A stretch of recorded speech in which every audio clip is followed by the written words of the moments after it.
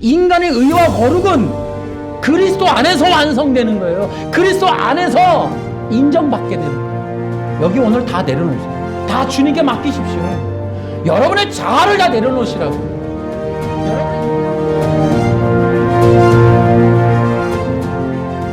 제가 영상을 지금 이 선악과 언약에 대한 특히 또 이제 그 웨스트민스터 신앙 고백서에 대한 것과 이 도덕법으로 규정된 행위 언약에 대한 얘기를 하고 있습니다. 이제 아무래도 기존에 이 신앙 고백서를 배우거나 이제 그런 것들을 이제 믿고 따라가는 분들에게는 불편할 거예요. 평소에 듣지 못했던 이야기들이기 때문에 그럴 것입니다. 그 중에서도 아담이 죄가 있었냐 없었냐 이런 거에 대한 또 질문도 있습니다. 이제 하이델베르크 육문에 이렇게 돼 있어요. 육문. 그렇다면 하나님은 사람을 그렇게 악하고 패역한 상태로 창조하신 것입니까? 그렇지 않습니다. 하나님은 사람이 그의 창조자이신 하나님을 바르게 알고 마음으로 사랑하며 영원한 복락 가운데서 그분과 함께 살면서 그분께 찬양과 영광을 돌리도록 사람을 선하게 그리고 자신의 형상대로 즉 참된 의와 거룩함 가운데 창조하셨습니다. 이렇게 돼 있어요. 근데 여러분 이제 여기서 중요한 내용이 있습니다. 이제 선하게 자신의 형상대로 지었다. 또 의와 거룩함 가운데 창조하셨다. 이 말의 의미도 좀 잘 봐야 돼요, 이게. 그러니까 의와 거룩함 속에서 창조하셨다 그랬지 의와 거룩하게 창조했다고 안 하잖아요. 자, 그러면 우리가 이제 뭐 어쨌든 반론을 다 받아서 이제 선하게 창조하셨다. 자신의 형상대로 창조하셨다라고 하는 말을 받아도 우리가 하나 질문해야 되는 게 그럼 이게 무슨 뜻이냐는 거죠. 선하게 형상대로 의 거룩 그러면 이걸 다 받아도 하나 질문이 나오는 게 그러면 인간은 완전하게 창조됐느냐 무흠했느냐라는 거죠. 그러니까 이 뜻이 무흠을 의미하냐. 하이델베르크 육문이 인간이 죄가 없는 완전한 존재였음을 말하고 있는 거냐. 내가 볼 때는 그 뜻을 피해갔어요. 분명히 육문은. 하이델베르크 육문은 인간이 완전했다라는 말을 교묘하게 비켜간 겁니다. 이거. 그러나 그렇게 하더라도 인간이 완전했다라고 선언을 하고 있느냐. 아니다는 거죠. 이게. 인간은 피조물이에요. 육체입니다. 썩을 육체를 가졌어요. 완전한 건 신만이 완전하다니까요. 여러분 인간이 육체를 가졌는데 어떻게 완전해요? 의와 거룩함 속에서 창조하셨다. 그럼 의와 거룩함은 죄가 없는 영원한 그런 존재를 의미하느냐? 아니라는 거죠 이게. 그러니까 사람들이 자꾸 여기서 오해를 해요. 그러니까 이런 신앙 고백서를 맹신하면 자꾸 오해가 생긴단 말이에요. 이거 잘 가르쳐야 된단 말이에요. 하나님의 창조는 선해요. 인간을 창조하신 건 선하다니까요. 그러나 인간이 완전하다는 것과는 별개의 문제인 거예요. 생각해 보십시오. 육체를 가진 인간이, 썩을 육체를 가진 인간이 왜 어떻게 완전해요? 이게 신이 아니라니까요. 신만이 완전한 거예요. 그래서 여러분 또 보십시오. 인간이 완전했다면 선악과 언약에서 유혹을 받았겠습니까? 사탄의 유혹을 받았겠습니까? 그리고 인간이 완전했다면 하나님처럼 되고자 하는 마음의 욕심을 품었겠냐는 거죠. 그러니까 우리가 신앙 고백서들에게 속으면 안 돼요. 신앙 고백서가 지금 문맥을 잘 읽어보라니까요. 제가 어저께도 구원의 취소에 대해서 주장하는 조회수가 많은 분의 최근의 영상을 또 봤어요. 김 무슨 전도사님인데, 이제 그가 이제 그 제시하는 요절들을 이렇게 띄워놨더라고요. 제가 그 요절들을 보면서 너무 인위적인 자의적 해석이다. 이거 끌어다가 땡겨서 쓴다. 이 말이죠. 구원이 취소가 될 거라는 그런 어떤 생각으로 그 본문들을 끌어다가 쓰는 거야. 그 뜻이 아닌데도. 아니, 객관적으로 봐야 된다니까요. 그러니까 이 개역 성경을 벗어나서 조금 다양한 번역들을 볼 필요가 있어요. 최소한 현대어 성경이나 또 이 쉬운 성경 같은 걸 보시라니까요. 이제 그렇게 한 거죠. 이것도 마찬가지예요, 지금. 육문이 이 완전함을 의미하고 있느냐? 아니라니까요, 지금 육문 자체도. 하나님의 선하고 거룩한 창조지만 인간이 완전했다라는 것과는 별개의 문제인 거예요. 그러니까 우리가 중요하게 생각해야 되는 건 완전했다라고 절대 규정하면 안 돼요. 완전한 건 하나님밖에 없다니까. 자, 완전하면은 뭐냐면 하나님이 없이 존재해야 돼요. 자기의 생명으로 존재해야 돼요. 의존적이면 안 돼요. 자기 스스로 살아가야 돼요. 근데 인간은요, 하나님의 호흡이 없이는 살 수가 없어요. 여러분, 인간이 호흡 안 하고 살 수 있나요? 이 생명의 근원은 하나님이시라니까요. 하나님의 도우심과 인도를 받아 살아야 돼요. 근데 이게 완전하다는 건 뭐예요? 독립적 존재인 거예요. 하나님 없이 살아야 돼요. 생명도, 근원도, 시작도, 끝도 인간 스스로가 해내야 되는 거예요. 인간은 그렇지 않아요. 하나님만이 영원하시다니까. 인간은 시작과 끝이 있고 스스로 나오지 않았기 때문에 의존적이고 스스로 나오지 않았기 때문에 목적 지향적이에요. 그 나온 곳을 향해 살아가야 되고 나온 분에게로 나아가야 돼요. 인간은 나온 그 만들어지신 나오게 해주신 그분의 도움이 없이는 존재할 수 없어요. 제한적이고 한계가 있는 존재라니까요. 물론 선하게 지음받은 건 맞아요. 하나님의 선하신 방법대로 지음받은 건 맞아요. 선하게 지은 건 맞아요. 그러나 분명하게 인식해야 되는 건 인간은 완전한 존재가 아니라는 거예요. 자, 그 얘기를 좀 더 진행해 볼게요. 우리는 이제 기억해야 되는 게 인간은 선하게 지어졌다고 해서 무흠하거나 죄가 완전히 소멸 없는, 그러니까 죄와는 완전히 무관한 존재이냐? 안 그렇잖아요. 인간이 죄를 지었죠, 그죠? 범죄했습니다. 범죄라는 게 뭐예요? 완전히 무관하면 범죄도 저지르지 못해요. 그 죄와 관련이 있는 상태였다는 거죠. 그 얘기를 좀 더 해볼까요? 그러니까 이렇게 기억하셔야 돼요. 인간이 완전했다라고 자꾸 우리가 이제 어떤 예전에도 우리가 이제 그런 경우가 있어요. 지금 그 웨스트민스터 신앙고백서에도 의로웠다라고 자꾸 규정하고 거룩했다라고 얘기하려고 그래요. 의로웠다라고는 기록이 돼 있어요. 그러니까 우리가 이제 자꾸 착각을 하는 게 인간이 완전했다라고 표현하고 싶어 하는 거예요. 우리가 좀 도덕법에 대한 얘기를 하는 것도 마찬가지예요. 아담은 구원의 필요성이 없었다는 얘기예요. 지금 도덕법의 규정은. 그러니까 인간이 완전했다라고 얘기하는 건 뭐냐면 구원이 필요 없는 상태가 되는 거예요. 그리고 어떻게 해요? 태어날 때 영생을 가졌다는 얘기예요. 자동적으로 영생을. 그러니까 인간은 지금 구원의 과정도 없이 영생을 스스로 가졌고 그는 이미 하나님과 같은 존재가 되었고 이렇게 되면 문제가 뭐냐면 선악과를 만든 하나님이 애매해지시는 거예요. 이거 왜 필요하냐니까요. 아니 구원이 필요 없는 영생을 가진 완전한 존재에게 선악과 언약이 왜 필요할까요? 그래서 그들이 하는 말이 뭐냐 하면 도덕법을 뭐라고 얘기해요? 웨스트민스터 신앙고백서에서 아니 그걸 설명하는데 그 신학자들이 뭐라 그래요? 이거 고민되는 거예요. 영생도 가졌고 완전한데 아니 죄가 있다고 말하면 하나님이 그럼 죄인을 창조했냐 이렇게 나오니까 그러니까 죄는 없다. 그러니까 완전하다로 가버리면 고민되어지는 게 선악과 언약이 왜 필요하냐가 되는 거예요. 그러니까 뭐라 그래요?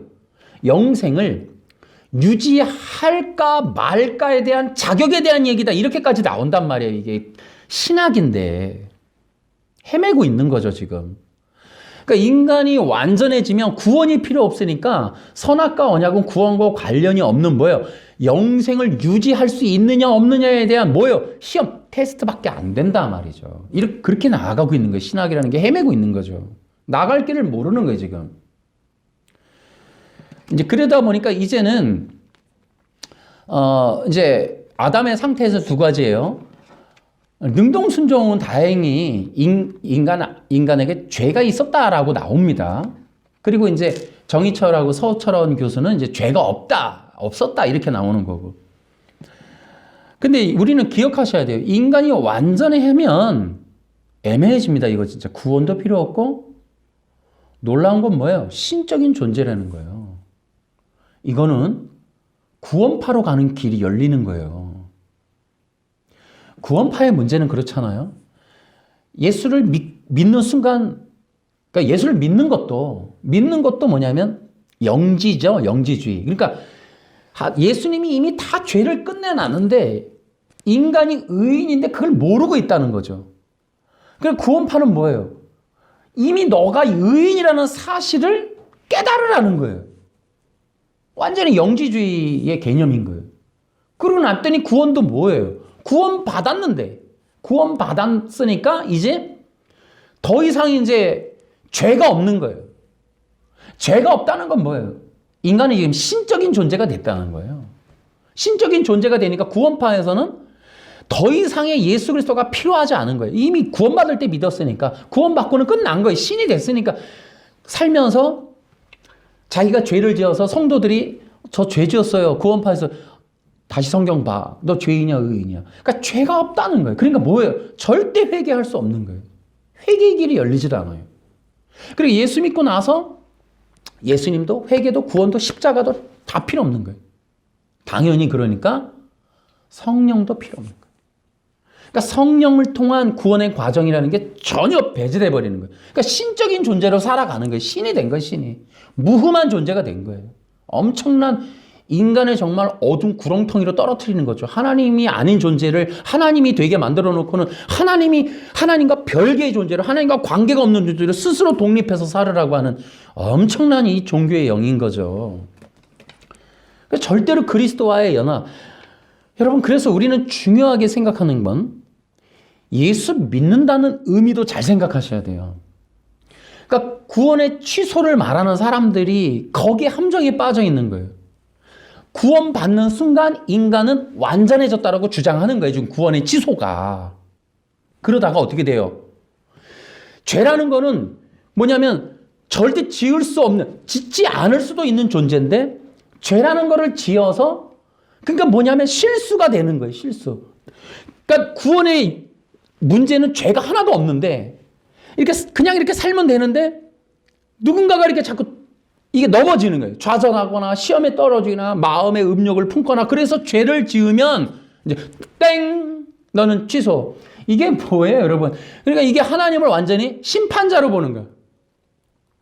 그래서 어떻게 해요? 이제는 구원을 유지할 거냐? 구원에서 떨어질 거냐의 게임이 되는 거예요. 구원 이후의 삶이. 구원의 취소 얘기는. 엄청나게 진짜 웃기는 얘기가 된다면 이 구원의 취소를 쉽게 말할 수는 있어요. 그리고 성도들이 죄 짓는 거에 대해서 구원이 한 번에 완전하니까 성도들이 타락하고 도덕적으로 문란하고 막 산다. 이 개념으로 지금 성도를 뭔가 경각시키려고 하는 의도라는 건 알겠다고요. 알겠는데 방법이 틀렸다고.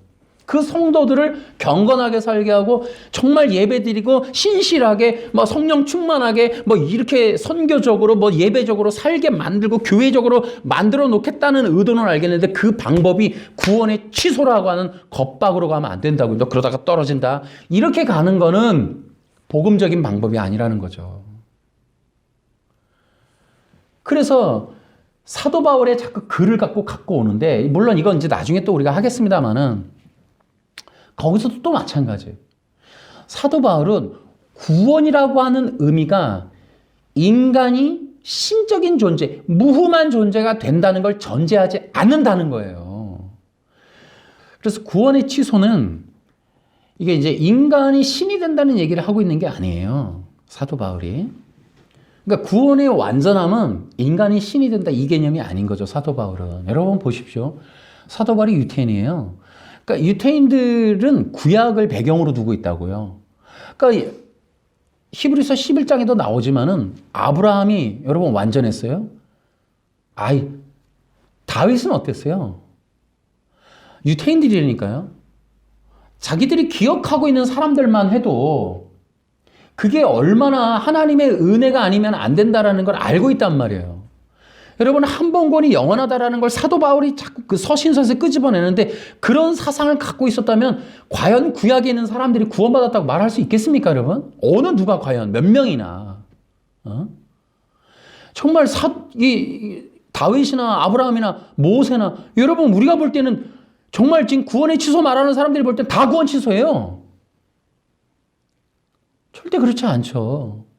하나님의 은혜가 아니고 정말 이거 하나님의 대속의 속죄가 아니면 있을 수가 없는 거예요. 여러분, 지금 세속주의들을 보면요, 특히 이 도마복음 얘기하고 있는 사람들, 또 영지주의 다 보십시오. 공통점이 뭐냐면 기독교를 조롱해요. 근데 기독교를 조롱할 때 뭘 조롱하냐면은 대속의 구속이라는 거에 이거는 성경에 없는 거다. 이거는 기독교가 조작해낸 거다. 이렇게까지 갑니다. 뻔히 있는 건데도. 그리고 뭐라 그래요? 어떻게 인간의 죄를 다른 사람이 대속을 합니까? 각자의 죄는 각자 해결하는 겁니다. 이렇게까지 나가요. 그러니까 세속 사상은 철저하게 그렇게 대속 사상을 거부한다고요. 십자가의 복음이 뭐예요? 대속 사상이에요. 근데 구원의 취소나 다 마찬가지입니다. 지금 이게 도덕법도 이 대속 사상을 거부하고 떠나는 거예요. 십자가를 떠나는 겁니다. 인간 너 스스로 구원할 수 있다라는 거예요. 다시 얘기할게요. 구원의 취소 다음에 또 하겠습니다만, 내가 그 영상을 보고 한 번 더 해야겠다는 생각이 또 들어요. 아니, 한 번이 아니라 이것도 또 역시나 많은 사람들을 계몽해야 되겠다라는 생각이 들어요. 구원의 취소는 여러분 놀랍게도 어디를 갑니까? 예수 그리스도의 십자가의 복음으로도 구속이 이루어지지 않다라는 것은 결국 인간의 인본이 되는 거예요. 인본. 사람의 도덕과 윤리가 되는 거예요. 이것이야말로 사탄이 기다리고 있는 겁니다, 여러분. 십자가로도 안 되는 구원은 뭘로 이루겠다는 거예요? 결국 인간이잖아요, 인간. 십자가로 이루어놓은 구원인데 인간이 죄를 짓느냐 안 짓느냐의 그 긴장감의 게임이 돼버리는 거예요, 구원 이유가. 누가 과연 넘어질 거냐, 미투운동처럼 잘 가야 되는데 어쩌다가 삐끗해갖고 나락으로 떨어지면 인생이 끝나버리는 것처럼 그렇게 아슬아슬한 게임이 구원이 돼버리는 거예요, 이게. 여러분, 십자가라도 안 되니까 뭐가 돼요? 인간이 이성적으로 얼마나 긴장하며 살 것이냐에 대한 문제밖에 안 되는 거예요. 그러니까 이게 엄청나게 문제가 되는 거예요. 그러면 예수님으로도 안 되는 구원 뭐로 해요? 인간이 된다는 거예요, 인간이. 인간이 도덕의 윤리. 이게 이제 철학과 사상 모든 거의 공통점인 거예요. 그러니까 온전하게 예수 그리스도의 십자가로 대속의 구속이라고 하는 말을 쓰는 게 여러분 점점 소수가 된다니까요. 예수 그리스도의 대속과 구속으로 인한 성령의 인도하심의 삶, 그 긴장된 삶, 그래서 두렵고 떨림으로 걸어가요. 구원이 완전한 신적인 존재가 무흠한, 거룩한, 완벽한, 더 이상의 문제가 일어날 수 없는 존재가 됐다라는 개념이 아니란 말이에요. 지금 사도들의 그 생각에도. 구원이라고 하는 것은 그 죄와 사망 권세에서 벗어났지만 여전히 죄성을 가진, 육체를 가진 존재라는 걸 기억하게 하는 거예요. 그러니까 성도들을 경각시키는 거예요. 두렵고 떨림으로 정말 이 구원이라고 하는 길을 걸어가야 된다. 그러다가 취소되는 게 아니라 인간이라고 하는 것 자체가 완전하지 않다라는 거예요. 죄도 있고 사탄도 있고 육체 욕망도 있고, 그래 하나님의 뜻을 못 이루는, 하나님의 뜻 가운데 있는 생명의 삶을 살 수가 없도록 가로막는 수많은 것들이 있으니 전신갑주를 입으라고, 그리스도의 군사로 훈련받으라고 끝없이 경각하고 각성시키고 교훈하고 책망하는 일을 하는 거예요. 그게 사도 바울의 글이란 말이에요. 뭐요? 인간이 완전하지 않다는 걸 전제하는 거예요. 뭐요? 인간이 결코 신이 될 수도 없고 신이 아니라는 사실을 기억하게 하며 겸손하고 항상 두렵고 떨림으로 주님을 의지하며 자신의 한계를 기억하고 예수 그리스도를 절대적으로 의지하며 살아야 한다라고 하는 매 순간 영적 긴장감을 요구하는 그러한 권면을 하고 있는 것이 서신서들이라는 거죠. 그러니까 대속사상이라고 하는 것이 세상으로부터 인정받지 못하게 되는 거예요. 우리가 예수 믿었지만 이 구원의 과정이 철저하게 예수님을 의지하며 붙들고 가야 한다라고 하는 십자가 중심적인 삶을 살아야 된다는 이 복음적인 메시지보다 인간이 어떻게 죄를 안 짓고 무사히 통과할 것이냐에 대한 이 구원의 취소에 이 긴장감 있는 걸 사람들이 더 선호하는가 하는 생각이 들어요. 어쨌든 자, 우리는 다시 한번 우리 주제로 돌아오면 하나님의 창조는 선하고 완전하세요. 하지만 인간은 완전하지 않아요. 이것 사상을 주의해야 돼요. 인간이 신적인 존재가 되겠다는 게 죄성이었어요.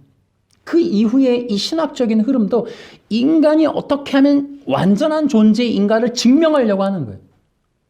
인간의 무흠함을, 인간이 절대로 죄가 없었음을, 죄를 지을 가능성도 없었음을. 이렇게 되면 인간의 죄는 사탄 탓이 돼버리는 거예요. 사탄의 유혹이 돼버리는 거예요. 그러니까 인간은 아무런 문제가 없었는데 사탄이 와서 꼬드기는 바람에 그렇게 됐다는 거예요. 그러니까 또 어떻게 나가요? 아니, 그럴 바에는 하나님이 선악과를 만들지 마시면 되잖아. 안 만드셨으면 이런 일이 안 생겼잖아. 이렇게까지 하나님을 원망하는 단계까지 가는 거예요. 그러니까 이게 이제 사상 철학이 돼버리는 거죠. 그러니까 우리는 주의해야 돼요.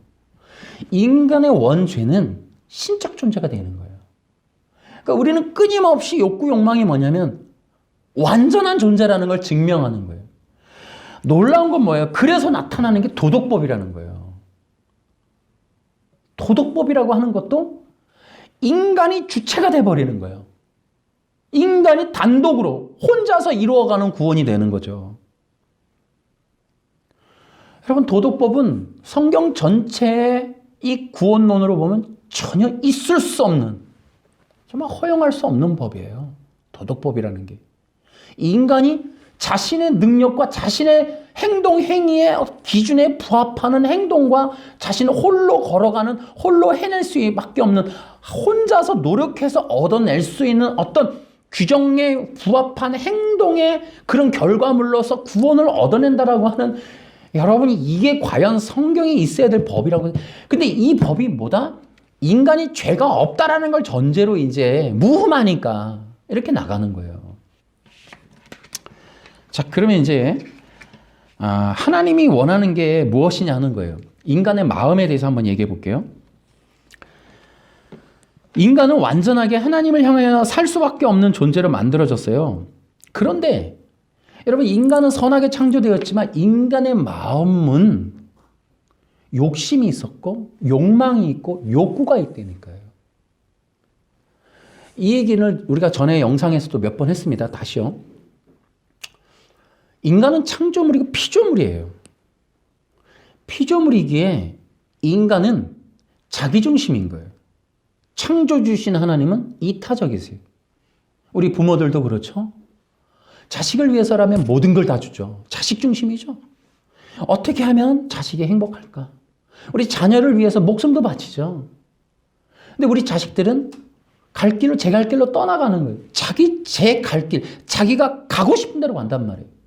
그러나 하나님은 그렇지 않아요. 하나님이 완전하신 사랑이시기 때문에 그렇지 않아요. 근데 인간은 자기 중심이란 말이에요. 자기 욕구 중심이고 욕망, 자기 관심, 자기 생각대로 해요. 자기 마음대로란 말이죠. 그러니까 이것은 누가 만들었냐가 아니라 하나님의 선하신 창조 그 자체가 이거예요.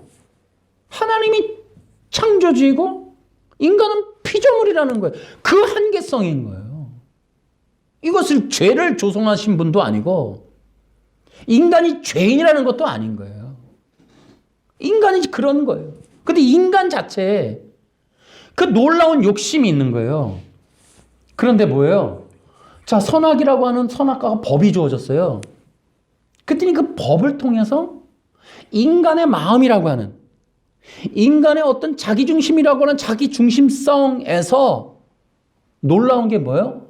하나님이 되려고 하는 이런 하나님의 영원한 의라고 하는 그 법, 하나님의 영원한 의라고 하는 그 선악과 언약의 법에 부합할 수 없는 인간이 자기가 신이 되고자 하는 그런 욕심이라고 하는 불의한 마음, 하나님께 순종하고 하나님 앞에 경배하며 하나님만을 높이고 자기가 하나님의 종이며 예배자라고 하는 그 마음의 그 거룩함이 완벽하지 않은 거예요. 점과 흠이 있다는 말이죠. 그게 불의함이라는 거예요. 그 불의함이 커져서, 그래서 야곱에서 나온 것처럼 욕심이 잉태한 즉 죄를 낳고. 다시 얘기할게요. 우리가 아담을 죄인이라고 규정하기 이전에 아담 안에는 불의함이 있었다는 거예요. 여러분 생각해 보십시오. 선악과 먹기 이전에 아담을 설명해 보라니까요. 아까 하이델베르그 육문이, 그 육문을 빗대서 자꾸 주장하고 싶어하는 사람들의 심리는 뭐냐면 아담이 죄인이라는 게 싫은 거예요. 아담이 죄를 가질 가능성이 있었다는 것도 부정하고 싶은 거예요. 그걸 인용해서. 그러나 받아주겠다고요. 그러나 아담이 선악과를 먹기 이전의 상태를 설명해 보라고요. 무흠했는가? 완전했는가? 정말 그것이 불의함. 뭐예요, 여러분? 죄라는 게 요한복음 16장에 죄라 함은 나를 믿지 아니하며. 우리가 죄도 마찬가지예요. 구원의 취소를 말하는 사람들이 나중에 가면 막다른 벽에 딱 부닥치는 건 뭐냐면 질문을 한 두세 가지 하면 돼요. 첫 번째, 구원의 취소를 받아들인다 쳐요.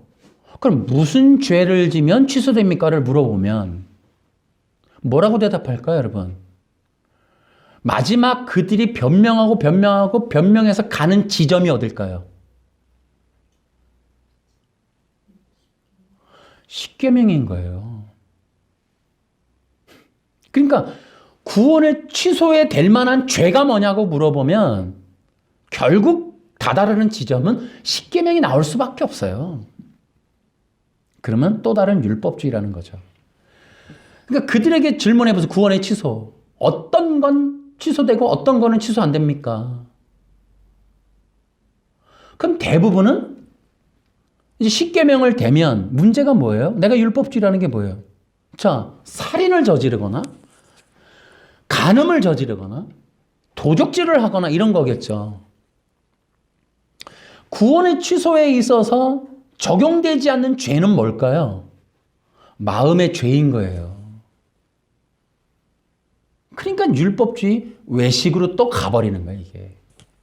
그러니까 구원의 취소는 또 다른 세계를 만들어내야 돼요. 성경에 없는 그들만의 세계를 또 만들어야 되는 거예요. 규정도 만들어야 되고 법도 만들어야 되고 구원의 취소에서 돌아오는 법도 만들어야 되고 구원 받았다가 취소된 사람의 명단도 만들어야 되고. 그러니까 간단하게 성경에 있는 몇 구절 가지고 막 겁박하는 거죠. 구원 취소된다고. 성도들 그렇게 살면 안 된다고. 막 살면 안 된다고. 대한민국 목사들 다 썩었다고. 이렇게 얘기하면서 여러분 근데 무슨 법으로 뭘 저지르면 안 되는 거예요, 도대체가? 피하고 싶다고 얘기해달라고. 구원이 취소 안 되는 삶을 살고 싶은데 무슨 죄를 지면 취소되냐고. 겁난다고. 빨리 얘기해보라고. 그러면 그 사람들이 변명하면 가면 결국 십계명에 도달하게 돼 있다니까요. 제가 얼마 전에 안식교 영상을 찾아봤어요. 그 우연하게 유튜브에 뜨길래. 그랬더니 거기 제목이 뭐냐면 안식일 곧 도덕법이 율법이다. 이런 게 있어요. 도덕법이 계명이다. 충격이었어요. 그러니까 안식교도 십계명을 도덕법이라고 얘기해요. 그 도덕법을 지켜야 돼. 그 도덕법의 대표가 안식일 교리다. 안식일 네 번째다. 이런 얘기를 하는 거예요. 지금 우리가 지금 말하고 있는 도덕법을 내가 그 영상을 봤습니다. 충격입니다.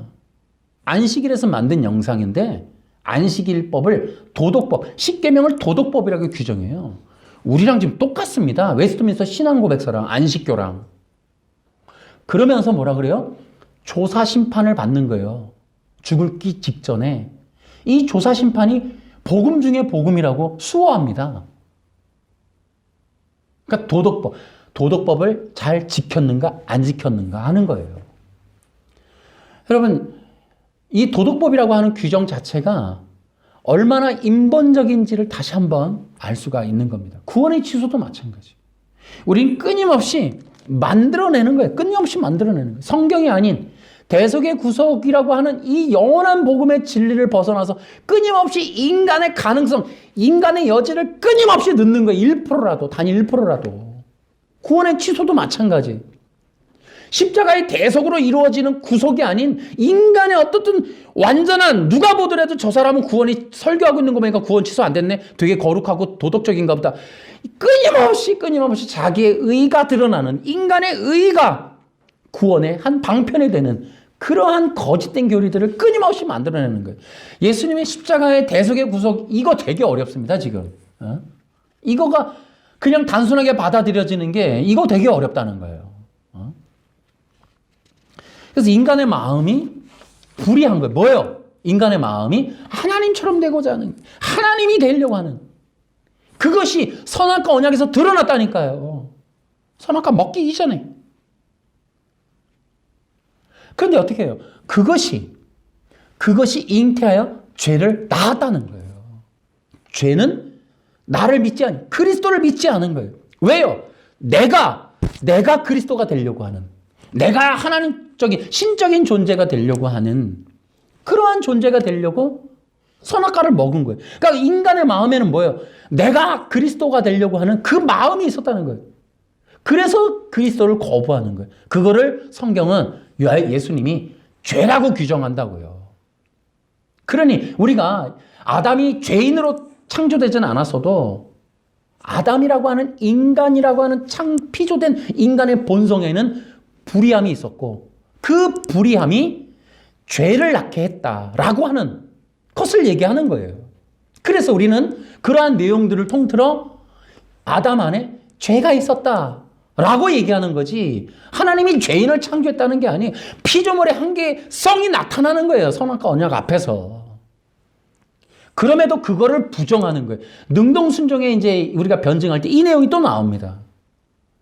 능동순종을 풀어나갈 수, 능동순종이라는 교리가 나오는 것도 바로 이거예요. 인간의 이러한 불의한 마음을 덮어버리니까 능동순종이 나오는 거예요. 이거를 안 보려고 하는, 이걸 덮어버리는 거예요. 그것을 영지주의도, 구원의 취소도 다 이걸 다 덮어버리는 거예요. 인정하지 않는 거예요. 그것도 뭐예요? 신앙 고백서가 하이델베르거든 뭐든 그 선악과 먹기 이전에 인간 안에 있었던 이 불의함이라고 하는 이 존재성을, 이걸 다 덮어버리는 거예요, 이거를. 그걸 전혀 안 보니까 여러분, 거기에서 능동순종이 이제 거꾸러지게 돼 있거든요. 그 인간의 불의함이라고 하는 게 꺼내지면 능동순종이 박살나는 거예요. 이제 그걸 얘기할 건데, 그러니까 이러한 인간의 부족한 부분을 인정하지 않는 거예요. 여러분, 신앙 고백서를 맹신하지 말라니까요. 신앙 고백서를 이용하지 말라고요. 거기에 선하고 이게 하나님의 형상대로라는 게 선하게 그러면 선하게가 뭐예요? 선하게가 완전하다는 뜻이냐 말이죠. 그건 하나님에 대한 얘기라고. 하나님이 그렇게 지으셨다고. 하나님이 선하게 지었다는 거지, 인간이 선하고 뭐 이런 완전하게 이런 존재가 아니고, 뭐라 그래요? 의와 거룩함 가운데 창조됐다 그러잖아요. 그러니까 인간이 의롭고 거룩하게 창조됐다가 아니잖아요, 지금. 그렇게 창조됐다고 얘기해도 묻고 싶어요. 그럼 완전했냐? 우리가 왜 그런 문구를 이용해서 아담의 이 하나님이 인간 죄인을 창조한 게 아니라니까요. 피조된 인간 자체의 한계성이에요, 이게. 하나만 더 얘기할까요? 그러면 하나님의 창조가 잘못된 거냐? 아니라니까요. 여러분, 여기에서 또 비밀이 있는 거예요. 다시요. 인간은 어떤 존재냐? 인간은 신이 아닌 거로 피조물이고, 신이 아닌 거로 불완전하고, 신이 아닌 거로 부족한 거예요. 그렇게 지으신 거예요. 신이라면 완전하지만 신이 아니라니까요. 근데 하나님의 은혜가 여기에 계획되어 있는 거예요. 구속 언약이. 뭐예요? 그 부족한 만큼을, 불완전한 만큼을 그리스도로 채우라는 거예요. 인간이라고 하는 존재의 완전성은 그리스도 안에서 이루어지는 거예요. 그리스도를 만나서 그리스도를 믿고 그리스도와의 영적 연합을 통하여 인간은 온전케 된단 말이죠. 그것을 의롭다라고 선언하시는 거예요. 인간은 그리스도와 하나일 때, 그리스도 안에 있을 때, in Christ 할 때 완전하단 말이죠. 그것을 위해서 인간을 그렇게 만드신 거예요. 불의한 분이 하나님이 불의하거나 하나님의 창조가 잘못된 게 아니라 하나님의 창조의 계획은 인간은 그리스도와의 영적 연합으로 온전케 되어지는 걸 계획하신 거예요. 인간 스스로 독립해서 인간 스스로가 노력해서 도덕법이라고 하는 어떤 규정을 지켜서 온전케 되어지는 그런 존재가 되어라 라고 명령한 게 아니란 말이죠. 그 도덕법을 통해서 얼마나 인간에 대한 하나님의 창조를 우습게 여기는 거냐 말이죠. 하나님이라고 하는 분이 인간을 창조할 때는 인간은 그리스도 그 생명으로 완전케 되어지는, 온전케 되어지는 그거를 계획하신 거라고. 하나님의 창조가 그렇다. 인간은 그리스도 안에 있을 때 완전해지는 거예요. 그리스도를 만날 때 모든 게 끝나는 거예요. 그리스도와 영적인 연합을 이룰 때 그때 인간은 드디어 하나님의 자녀와 백성이 된단 말이죠. 아멘. 그리스도 안에 있을 때 하나님의 자녀가 되고 백성이 되는 거예요. 그리스도를 떠나면 안 된단 말이죠. 그게 선악과 언약이라고 해요. 선악과 언약은 바로 그리스도 안에 있느냐 그리스도 밖에 있느냐라는 거예요. 인간은 그래서 어떻게 해요? 끊임없이 자기가 그리스도가 되려고 하는 거고 하나님께서는 그리스도 안으로 돌아오라는 거예요. 1600년대 여러분 이 하나님의 선악과 언약이라고 하는 규정이 하나님 앞에 나아감이라는 게 없었다는 거예요. 이게 뭐예요? 개념을 어떻게 받느냐? 그 르네상스 이후에 인본 이성이라고 하는 게 들어와서 인간 스스로의 판단과 생각과 능력으로 가는 구원의 어떤 길을 추구한 게 이게 도덕법이라는 거예요. 이게 행위언약 아니라고요.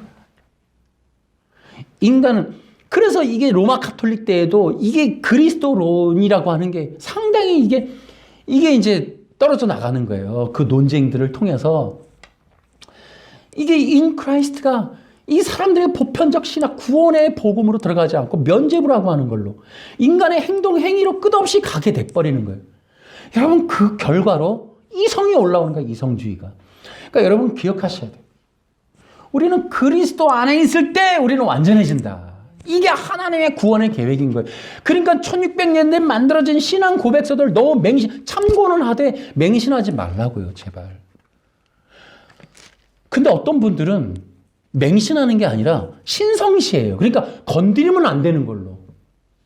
그 하이델베르그나 웨스트민스터 신앙 고백서를 거역하거나 거기에 반하는 얘기를 하면 안 되는 걸로. 그 행위언약 규정된 걸 다른 말로 하면 큰일 나는 걸로. 이게 신율법주의예요. 이게. 율법주의가 뭐예요? 율법을 신성시하는 거거든요. 그러니까 예수님을 왜 죽여요? 율법을 감히 건드렸다는 거예요. 율법이라고 하는 이 규정이 신과 같은 존재인데 이걸 거역한 거예요. 감히 안식일을 거역해? 감히 가늠한 여인, 문둥병자를 가까이에? 혈병 앓는 여인, 38년 된 병자를 일으켜? 말도 안 되는 절대로 하나님과 하나다?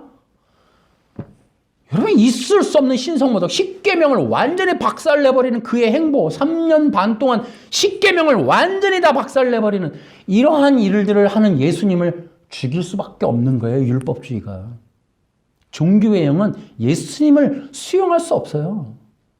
그러니까 율법이라고 하는 게 예수님 만나는 그 이정표였음에도 불구하고 그 이정표인 그 표식을 신성시해버리는 그리고는 그 예수님을 버려버리는 그러면 이것이 지금 오늘날에 신앙 고백서로 반복되면 안 된다는 거예요. 근데 지금 뭐예요? 신앙 고백서를 엄청 그거 신학자들도 마찬가지. 그거에 의해서 누구 얘기는 안 되고 그거에 의하면 뭐가 안 되고 그거에 의해서 행위 언약을 반대하면 안 되고 그거에 의해서 이런 뭐 안 된다. 그래 뭐 나는 그거에 대해서 그러니까 우리는 그렇게 하지 말자는 거예요. 그거 하라는 거예요. 우리는 그렇게 하지 말자. 우리는 그 신앙 고백서가 말하는 행위 언약을 따라갈 수 없다.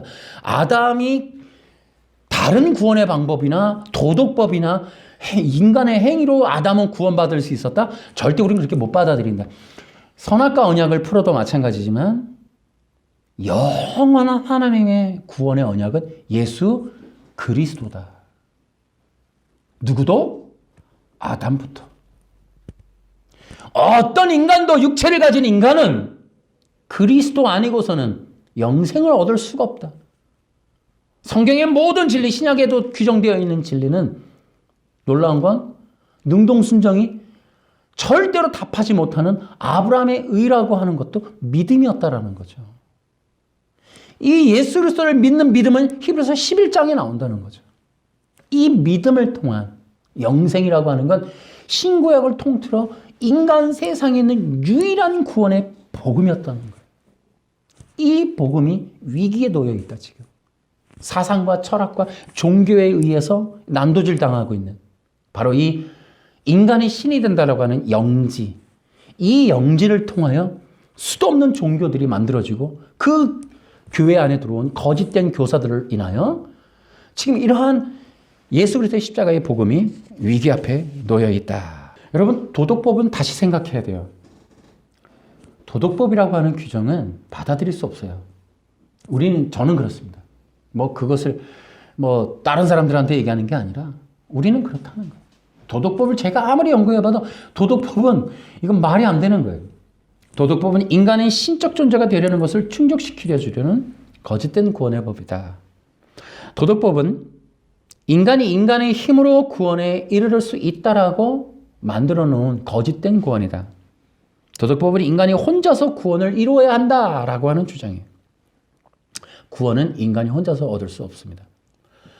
도덕법은 곧 행위 언약은 죄 없는 인간에게는 중간 점검의 의미밖에 없어요. 그러니까 행위 언약이고 이것이 도덕법에 대한 규정이다. 이거는요, 인간이 영생을 가진 존재였고 의로웠던 존재인데 그가 영생이나 의를 유지할 수 있느냐 없느냐에 대한 간단한 테스트, 그거라는 얘기밖에는 안 되는 거예요, 이런 거. 또 도덕법은 가장 치명적인 문제가 어디냐면 종교외형, 율법주의와 마찬가지예요. 뭐예요? 그러니까 인간의 마음에 대한 의로움이 전혀 반영이 안 되는 거예요. 그러니까 도덕과 윤리라고 하는 이런 중세 어떤 철학들, 이런 것들도 마찬가지지만 인간의 어떤 근원적인 그 마음의 의로움이라고 하는 것을 안 보는 거예요, 지금. 도덕법이 그런 거예요. 그러니까 인간의 어떤 그런 마음에 대한 것이 전혀 반영이 되질 않아요. 하나님과 마음이 만나는 그런 하나님이 요구하는 인간의 마음의 의로움, 마음으로 하나님을 사랑하고 하나님만을 영화롭게 하고 하나님만을 경배하고자 하는 완전한 의, 점과 흠이 없는 그 거룩함 상태, 그 거룩함이라고 하는 게 하나님이 요구하는 거란 말이에요. 근데 여러분 여기서 기억하셔야 돼요. 하나님이 말씀하시죠. 내가 거룩하니 너희도 거룩하라. 또 얘기할게요. 그 하나님의 율법이라고 하는 건 뭐냐면 내가 거룩하니 너희도 거룩하라. 여러분 아까 얘기했죠. 피조물과 인간은 하나님은 다르다고. 근데 하나님 인간에게 피조물인 인간, 육체인 인간에게 영이신 하나님과 같이 거룩하래요. 그러면 하나님의 법이 잘못되느냐? 아니라니까요. 항상 얘기하죠. 하나님의 거룩함은 하나님 당신이 이루신다라는 거예요. 그 약속인 거예요, 약속. 그러니까 하나님이 인간에게 명령하는 그 율법은 인간에게 하나님이 이루실 것에 대한 것이라고요. 어떻게 인간이 하나님처럼 거룩합니까? 안 된다는 거예요. 그건 하나님이 이루시는. 그게 바로 하나님의 영원한 구속 언약인 거예요. 어떻게 해요? 그리스도를 통해서. 그 그리스도를 통하지 않으면 인간은 의와 거룩을 가질 수가 없어요. 인간 스스로가 안 된다고요. 인간은 의와 거룩함으로 그런 존재가 아니라고요. 인간의 선악과 언약 앞에 봤잖아요. 인간의 의와 거룩은 그리스도 안에서 완성되는 거예요. 그리스도 안에서 인정받게 되는 거예요. 태어났는데 의와 거룩하다. 그게 불의함이라고요. 불의함. 안 된다고요, 그렇게 하면은. 성경의 모든 진리는 그리스도예요, 그리스도. 그리스도를 통해 만들어지고 그리스도가 유지하시고 그리스도를 통해 구원받고. 여러분, 제가 지난번에 얘기했죠. 여러분, 제가 요즘에 철학사상을 보고 있는데 철학사상 간단해요. 선악에 대한 얘기예요. 중세. 이 이성주의. 끝없이. 뭐예요? 창세기 3장 22절인 거예요. 우리 중 선악을 아는 일에 우리 중 하나와 같이 됐다는 거예요. 모든 인간이 선악을 분별하는 존재가 된 거예요. 그러니까 르네상스를 통해서 신을 몰아내고 나서 인간 중심 인문 문해 부흥을 하고 나서 뭐예요? 그 공허한 상태에 인간이 중심이 돼서 인간이 선악을 분별하는 도덕과 윤리를 규정하는 그러한 어떤 운동이 일어나는 거예요. 무엇이 선이고 무엇이 악이냐? 뭐예요? 복음이라고 하는 것을 떠나가는 거예요. 그래서 그들이 고대 그리스 철학을 끌어들이는 거예요. 뭐 영지. 하나님이 없는 인간이라고 하는 존재 자체가 신이 될 수 있는 그 방법. 그게 도덕과 윤리인 거예요. 복음은 뭐예요? 끝없이 그리스도인 거예요. 그리스도. 그리스도 안으로 들어가라 하는 게 복음인 거예요. 근데 이것을 거부하는 거예요. 그리고서는 인간이 선악이라고 하는 것. 인간의 행동적인 사회적 규범으로서의 도덕과 선이 뭐냐. 칸트로 시작해서 이제 인간이 합리적 그 사회적 통념에 의한 선악의 구조를 만들어가는 거예요. 만들어가는. 뭐예요? 하나님 안에서 그 하나님의 뜻대로 그리스도 안에 있을 때의 선함과 그리스도 밖에 있을 때 악함이라고 하는 하나님의 절대 기준이 배제돼 버리는 거예요. 르네상스를 통해서 이게 배제돼 버려. 이게 날아가는 거예요. 그리고 인간의 행동을 통한 인간 자체가 선악의 기준이 되어 버리는 그 운동을 일으키는 거예요. 지금도 여러분, 우리는 선악 분별 다 달라요. 개별하단 말이에요. 포스트 모더니즘은 개별화예요, 개별화. 그러니까 내가 선하다고 생각하는 걸 저 사람도 선하다고 생각 안 할 수도 있는 거예요. 여러분, 이렇게 하면 뭐예요? 온 인류가 있는 만큼 선악이 다 달라요. 그러니까 어떤 현상이 벌어지죠? 포스트 모더니즘 뭐예요? 사람을 죽여놓고. 예를 들어 어떤 사람이 남에게 해를 끼쳤어. 여러분, 그렇게 하면 되냐? 된다 이 말이에요. 왜? 왜 그렇게 하냐? 내가 좋으니까. 각자가 다 다른 거예요. 사람을 죽여놓고 내가 좋으니까. 뭐예요? 죄를 죄로 인식하지 않게 만들어 놓은 거예요. 죄라고 하는 법을 벗겨버린 거예요. 온전한 선악의 법을 벗겨버리니까 인간이 각자 선악을 하니까 내 행복과 내 욕구와 내 욕망에 따라서 선악을 기준하니까 뭐가 잘못했는데? 뭐가 잘못인데? 이렇게 돼버리는 거예요. 그리고 뭐예요? 죄를 죄로 인식하지 않는 시대가 됐고 죄를 인정하지 않아요. 그러니까 교회에서 죄라고 규정하는 법을 설명하는 걸 사람들이 거부하는 거예요. 그걸 싫어하는 거예요. 그게 왜 죄냐고 말이죠. 죄를 다시 보는 거예요. 그러니까 행동적이고 규범적인 걸 다 바꿔버리는 거예요. 인간 스스로가 개별화란 말이에요. 포스트 모더니즘. 내 개인의 행복이 가장 우선시하는 거예요. 그러니까 뭐예요? 절대 법도 없고 권위도 해체됐고 이미 다 기존 질서, 통념, 사회, 관념 다 해체돼 버렸기 때문에 절대적인 기준이 뭐예요? 내 행복이라는 거예요. 내 행복. 내 행복을 유지하는 거에 나 그렇게 하는 게 내 행복했어. 뭐가 잘못이야? 그러니까 남에게 해를 끼친다고 하는 사회적 통념, 어떤 사회적 합의, 룰 다 필요 없는 거예요. 포스트모더니즘.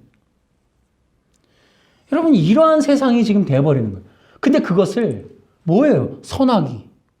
그래서 여러분, 절대 기준이라는 게 절대적인 거. 하나님은 그리스도.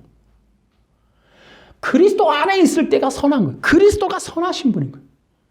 그리스도를 통하여 하나님 앞에 나아가는 것이 하나님의 완전한 의로움이고 그것이 선한 거예요.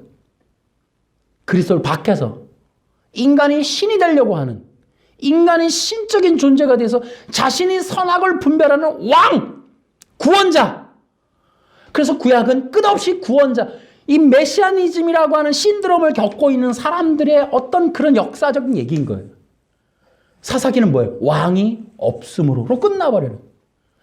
여러분, 모세도 뭐예요? 자기가 왕인 거예요. 메시아라고 하는 착각 속에서 그 이스라엘 백성을 도우려고 때려 죽여요. 자기가 메시아라고 하는 선악을 구별해버리는 거예요. 창세기 3장 22절에 머물러 있던 그 모세를 광야로 던지는 거예요. 그리고 그가 메시아가 아닌 하나님의 절대적인 그 메시아를 순종하고 따르고 그 안으로 들어가야 하는 존재라고 하는 절대적 의존적 존재라는 걸 깨닫기까지가 광야. 그래서 이러한 역사가 성경에 펼쳐지는 거예요. 우리의 복음은 어렵습니다. 이 포스트 모더니즘 안에서. 사람들의 생각은 끝없이 선악이라고 하는 것을 도덕, 행동, 행위의 윤리 규정으로 정해갖고 결국은 그것으로 예수님도 거기 안에 넣어버리는 거예요. 예수님도 율법 지켜서 의로웠고로 가버리는단 말이죠. 그러니까 절대적인 기준이라고 하는 것을 빼버리는 거예요. 그게 신앙 고백서들인 거예요. 절대적인 기준을 빼버리는 거예요. 예수 그리스도라고 하는 선악과 아담서부터 다 빼버리는 거예요. 인간의 개별화로 다 넣어버리는 거예요. 그러니까 인간이라고 하는 게 절대 기준 없이 자기 기준이 돼버리는 거예요. 자기 기준. 우리 이거가 엄청나게 위험해요. 그것이 바로 능동순종이고 예수님이 율법을 지켜서 의를 얻었다는 것도 바로 그런 맥락인 거예요. 바로 이것이 바로 에덴의 동쪽에서 일어나는 일들인 거예요. 그러니까 가인과 아벨서부터 일어나는 거예요. 엄청난 문화 혁명, 문화적인 변혁, 바로 이런 거예요. 그래서 인간이 스스로 기준, 선악의 기준이 돼서 인간이 남들을 심판, 판단, 정죄하는 거예요. 여러분, 가인과 아벨, 가인의 문제는 뭐예요? 자신이 기준이 되는 거예요. 그리스도 없는, 피 없는 제사의 시조가 되죠. 근데 또 하나의 시조는 살인의 시조가 돼요. 뭐예요? 자기가 왕이 된 거예요. 자기가 심판, 판단, 정죄를 하는 거예요. 그러니까 아벨을 죽이는 일이 당연시 되는 거예요. 그는 죽어도 싸는 거예요. 내 법에 의하는 인간의 창세기 3장 22절 이후에 첫 번째 반응이 가인과 아벨 제사란 말이죠. 에덴의 동쪽에서 일어난 일은 제사예요. 근데 그 제사가 일어난 에덴의 동쪽에서 일어난 첫 번째 사건은 살인이란 말이에요. 살인. 그 에덴의 동쪽이라는 게 바로 그런 거예요. 그래서 가인이 아벨을 죽이는 거예요. 시기 질투로. 하나님으로부터 인정받았다. 그 인정받음의 반대는 뭐예요? 자기의 열등감, 그 피해의식이란 말이에요. 내가 당했어. 나는 억울해. 내가 무엇이 잘못했냐는 거예요. 내가 잘못한 게 없다는 거예요. 내 생각에, 내 판단에 따르면 난 잘못한 게 없다는 게 그 억울함의 발로가 그러한 자기를 억울하게 한 자를 없애버리는 거예요. 그게 살인으로 나타나는 거죠. 이제 그러한 것들이 이제 바로 에덴의 동쪽에서 끝없이 철학 사상으로 퍼져나가고 현대에는 바로 이러한 포스트 모더니즘으로 한계와 제한의 법을 해체시켜버리는 지금 그러한 일들로 일어나서 이제 사회적 통념이라고 하는 것은 이미 이제 다 무너져 버린 거예요. 내가 동성애를 하고 싶어. 사회적 통념으로 날 막으려 하지 마. 내가 이루고 싶고 원하는 모든 건 할 수가 있어. 왜 막아? 라고 하는 기존의 내 욕구를 포기하지 않아. 사회를 바꿔. 세상을 바꿔. 뭐 이런 개념으로 이제 가버리는단 말이죠. 그래서 개인의 행복. 그렇게 되니까 어떻게 돼요?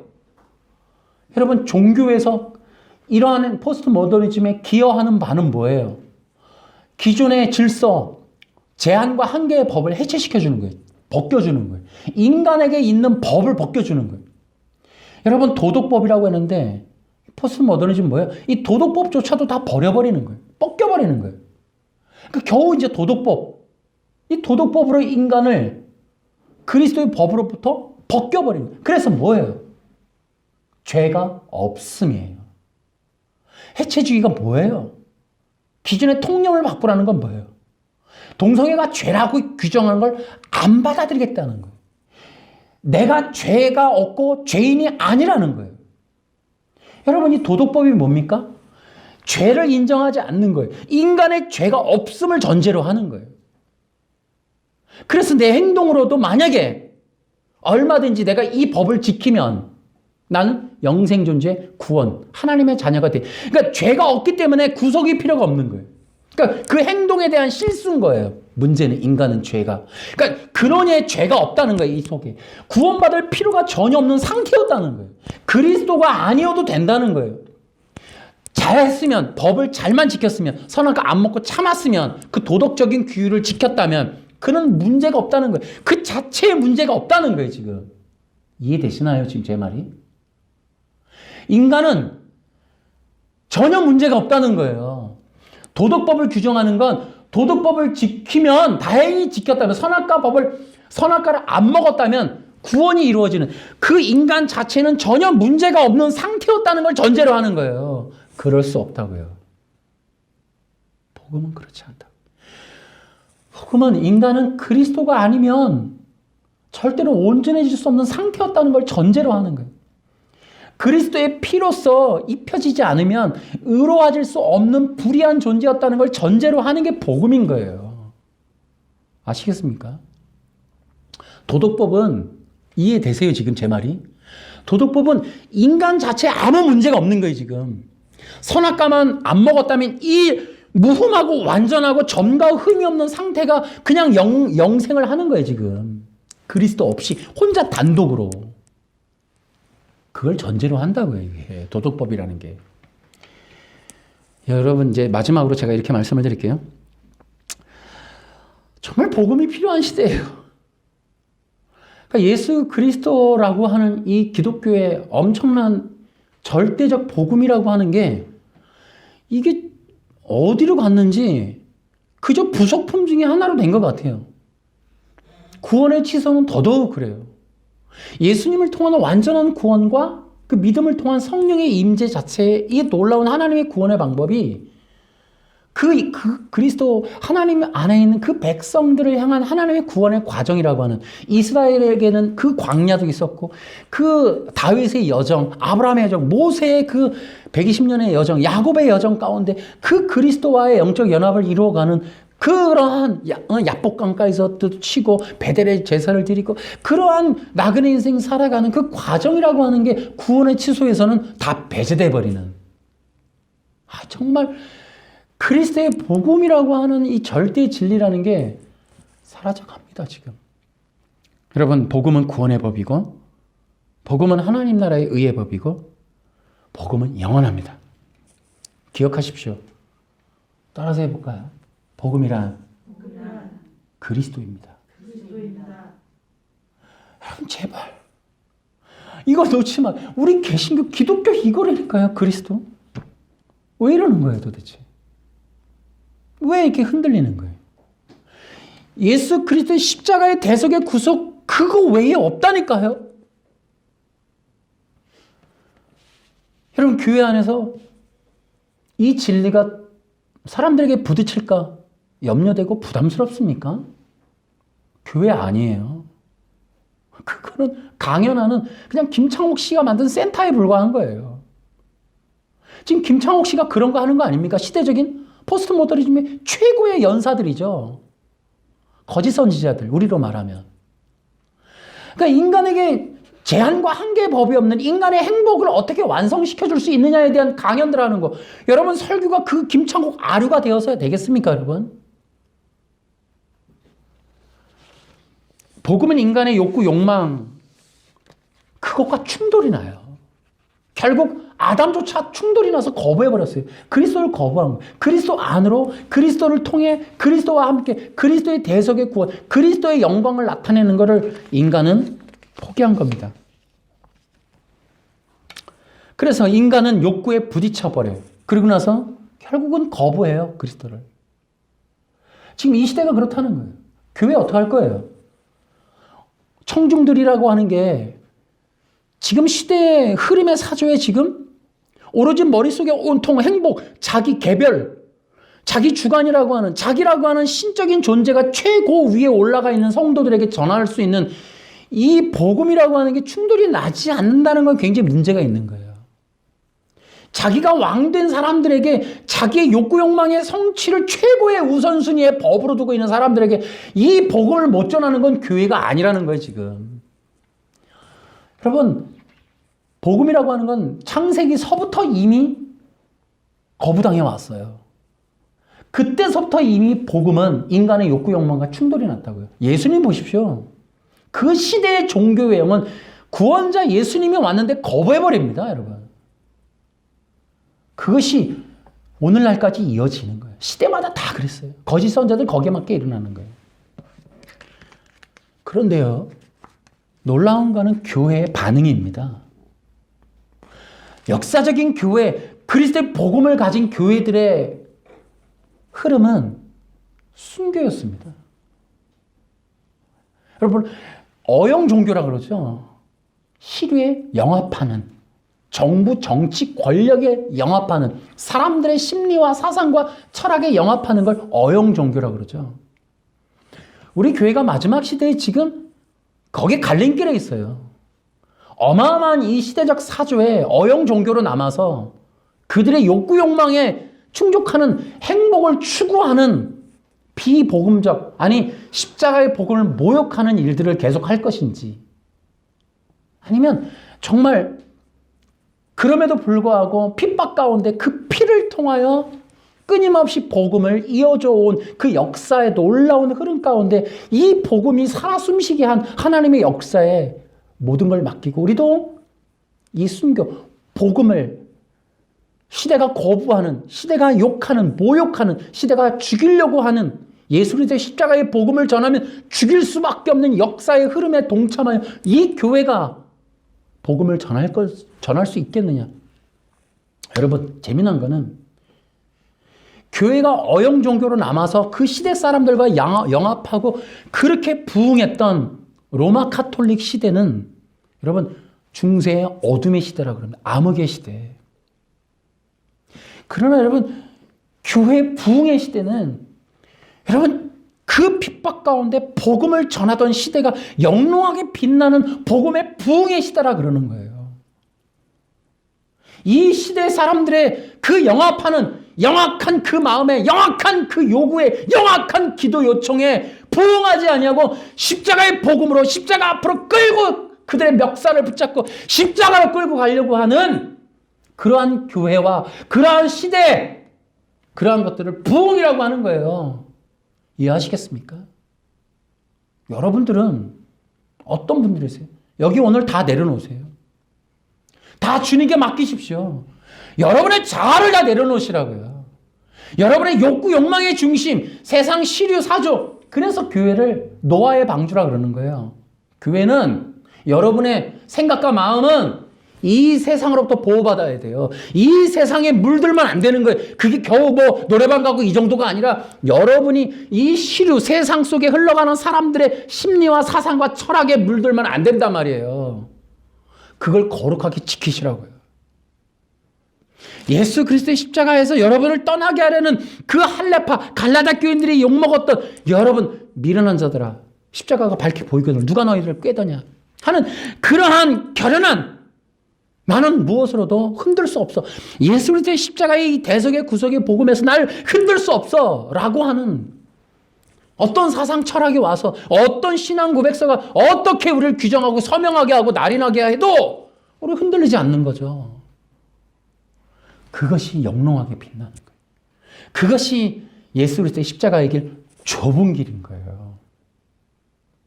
이게 마지막 시대에 굉장히 중요한 이제 교회들의 어떤 문제가 될 겁니다. 여러분 세상을 버리십시다. 세상의 시류, 영합하는 거 다 필요 없는 거예요. 우리도 이 영상 찍으면 인기 얻을 생각을 했으면 여러분 이런 거 하겠습니까? 다 버리는 거예요. 한 가지만 하겠다는 거죠. 예수 그리스도. 그분 한 분만을 붙잡고 세상이 욕하는 거예요. 여러분과 내가 오늘 이 기독교인 됨으로 인하여 살아가야 될 이유와 목적과 가치와 예배, 중심성이 무엇인지를 다시 확인하는 거예요. 여기에 여러분 동의하십니까? 여러분 마음 깊은 성령을 통한 변화를 통해서 이러한 정말 시대에 영합하지 않는 오직 예수 그리스도의 복음을 따라가는 여러분과 제가 되기를 주 예수님의 이름으로 축원합니다. 박수. 하나님 아버지, 이 세상이 세상과 사상과 철학으로 물들어 십자가의 복음을 변하려 하는 그러한 일들이 너무나 비일비재. 우리 문 닫고 나가서 정말로 우리가 들었던 이 십자가의 복음 외에 거짓된 것들이 얼마나 많은지 모릅니다. 부디 우리 교회 성도들 아버지 하나님께서 지켜주셔서 진정한 이 복음을 끝까지 붙들게 하시고, 설마라도 신앙 고백서나 그 무엇으로라도 거짓된 것으로 우리를 흔들려고 해도 절대 흔들리지 않는 오직 예수 그리스도의 십자가의 좁은 길을 걸어 마지막 시대 귀한 성도들로 남을 수 있고, 끝까지 견디는 자는 이긴다고 하는 그것처럼 오직 예수 그리스도의 그 다시 오심을 기다리며 그 복음을 끝까지 지키는 귀한 성도들 될 수 있도록 하나님 붙잡아 주시옵소서.